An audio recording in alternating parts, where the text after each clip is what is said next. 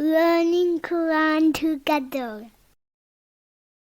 بسم اللہ الحمدللہ والصلاۃ والسلام علی رسول اللہ۔ سورہ المؤمنون آیت 76۔ وَلَقَدْ أَخَذْنَاهُمْ بِالْعَذَابِ، اور بلا شبہ یقیناً ہم نے انہیں عذاب میں آ پکڑا۔ فَمَسْتَكَانُوا لِرَبِّهِمْ، تو نہ وہ اپنے رب کے سامنے جھکے، وَمَا يَتَضَرَّعُونَ، اور نہ وہ عاجزی اختیار کرتے تھے۔ اس عذاب سے مراد وہ قحط ہے جس میں وہ 7 سال تک مبتلا رہے۔ اللہ تعالیٰ نے انہیں اس لیے مصیبت میں ڈالا تاکہ وہ اللہ کی طرف لوٹ آئیں، مگر اس نے انہیں کوئی فائدہ نہیں دیا۔ اللہ تعالیٰ نے انہیں آفات میں مبتلا کر دیا، پھر بھی یہ کفر اور مخالفت سے باز نہ آئے اور اللہ کے آگے نہ جھکے، بلکہ اپنی سرکشی اور گمراہی میں پڑے رہے۔ فرمایا پھر جب ان پر ہمارا عذاب آیا تو انہوں نے کیوں عاجزی اختیار نہ کی، بلکہ ان کے دل سخت ہو گئے اور شیطان نے ان کے لیے خوشنما بنا دیا جو وہ عمل کرتے تھے۔ سورہ الانعام 43۔ حتیٰ اذا فتحنا علیہم، یہاں تک کہ جب ہم نے ان پر کھول دیا، بابم ذا عذاب شدید، سخت عذاب کا دروازہ، اذا ہم فیہ مبلسون، تب اچانک وہ اس سے مایوس تھے۔ اس سے مراد دنیا کا عذاب بھی ہو سکتا ہے اور آخرت کا بھی۔ ابن جریج نے کہا اس سے مراد یوم بدر کے دن کافروں کا قتل کیا جانا ہے۔ اذا ہم فیہ مبلسون، یعنی وہ ہر چیز سے نا امید ہوتے ہیں۔ جب ان پر اللہ کا عذاب آ جائے اور قیامت آ دھمکے گی جس کا انہیں وہم و گمان بھی نہیں ہوگا، تو پھر یہ بھلائی اور عیش و آرام سے نا امید ہو کر رہ جائیں گے اور ان کی تمام امیدیں ختم ہو کر رہ جائیں گی۔ وَهُوَ الَّذِي، اور وہی ہے جس نے انشأ لَكُمُ السَّمْعَ وَالْأَبْصَارَ وَالْأَفْئِدَةَ، تمہارے لیے کان اور آنکھیں اور دل بنائے۔ قَلِيلًا مَا تَشْكُرُونَ، تم بہت ہی کم شکر ادا کرتے ہو۔ اللہ تعالیٰ نے اپنی نعمتیں یاد دلائی ہیں کہ تمہیں آنکھیں، کان اور دل عطا کیے تاکہ تم کائنات کی ان نشانیوں پر غور و فکر کرو جو تمہیں تمہارے رب کی وحدانیت تک پہنچا دیں، اور تمہارے دل میں یہ یقین اترے کہ وہی سب کچھ کرنے والا قادر مطلق اور مختار کل ہے، مگر تم بہت ہی کم شکر ادا کرتے ہو۔ اگر غور کرو کہ تم عقل، بصیرت اور سماعت سے اگر محروم ہو جاؤ اور گونگے، بہرے، اندھے پن کا شکار ہو جاؤ تو تمہارا کیا حال ہوگا، کتنی ضروریات اور کتنے کمالات سے محروم ہو جاؤ گے۔ کیا پھر اس ہستی کا شکر ادا نہیں کرو گے جس نے دیکھنے کو آنکھیں دیں، سننے کو کان دیے، سوچنے سمجھنے کو دل عطا فرمائے؟ افسوس ہے کہ جتنا نعمتوں میں اضافہ ہوا اتنا ہی شکر میں کمی آتی گئی، جبکہ اللہ نے واضح فرمایا کہ تم شکر ادا کرنے والوں کا مقام دنیا اور آخرت میں بلند ہے۔ فرمایا وَقَلِيلٌ مِّنْ عِبَادِيَ الشَّكُورُ، اور میرے بندوں میں سے بہت تھوڑے شکر گزار ہیں۔ سورہ سبا آیت 13۔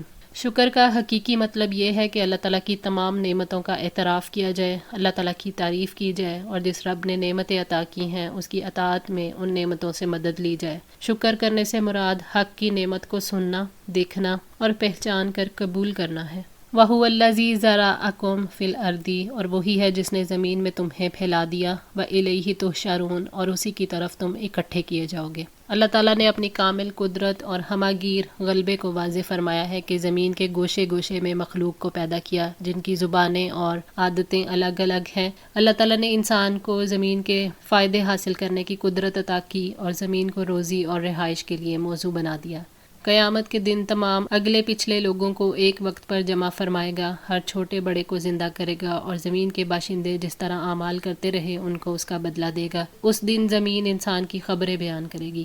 وَهُوَ الَّذِي يُحْيِي وَيُمِيتُ، اور وہی ہے جو زندہ کرتا ہے اور وہی موت دیتا ہے۔ وَلَهُ اخْتِلَافُ اللَّيْلِ وَالنَّهَارِ، اور رات اور دن کا بدلنا اسی کے اختیار میں ہے۔ أَفَلَا تَعْقِلُونَ، تو کیا تم سمجھتے نہیں؟ وہ اللہ ہے جو زندہ کرتا ہے، وہی ہے جو موت دیتا ہے، وہ اکیلا ہے جو زندگی اور موت میں تصرف کرتا ہے۔ اسی کے حکم سے رات اور دن آتے جاتے ہیں، دن اور رات کا ایک دوسرے کے پیچھے آنا اسی کے اختیار میں ہے۔ رات کے بعد دن کا لانا اور دن کے بعد رات کو، اور رات اور دن کو چھوٹا بڑا کرنا، یہ سب ایسی خصوصیات ہیں جو مستقل ظاہر ہو رہی ہیں۔ وہ چاہے تو ہمیشہ کے لیے رات طاری کر دے، تو اللہ کے سوا کون ہے جو ہمیں دن کی روشنی لا دے؟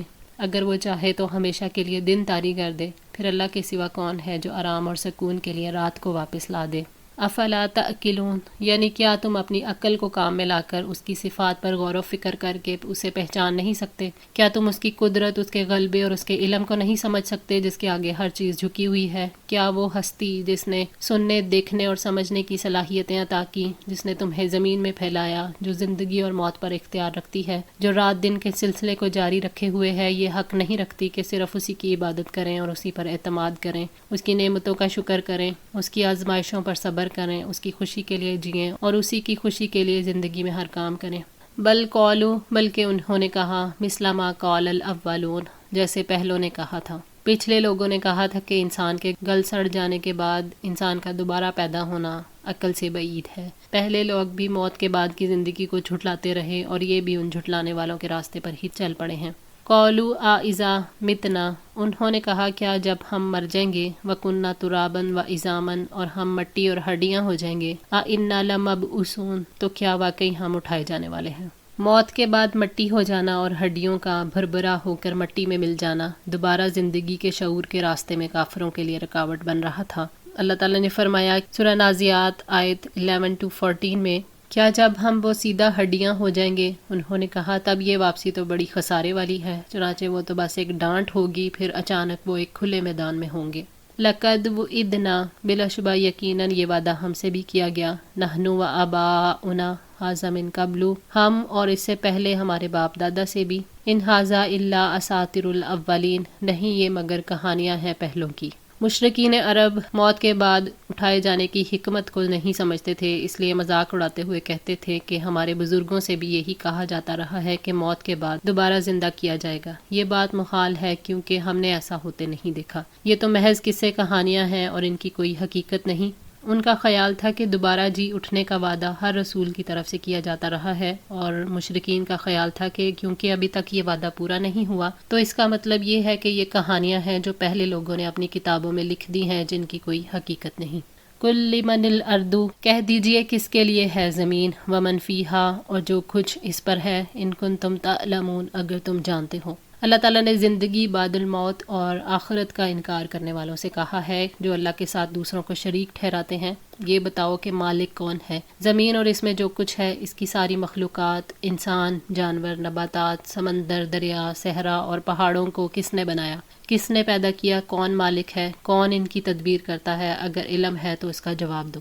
سَيَقُولُونَ لِلَّهِ وہ جلد ہی کہیں گے اللہ تعالیٰ کا ہے، قُلْ أَفَلَا تَذَكَّرُونَ تو آپ کہہ دیجئے کیا تم نصیحت حاصل نہیں کرتے؟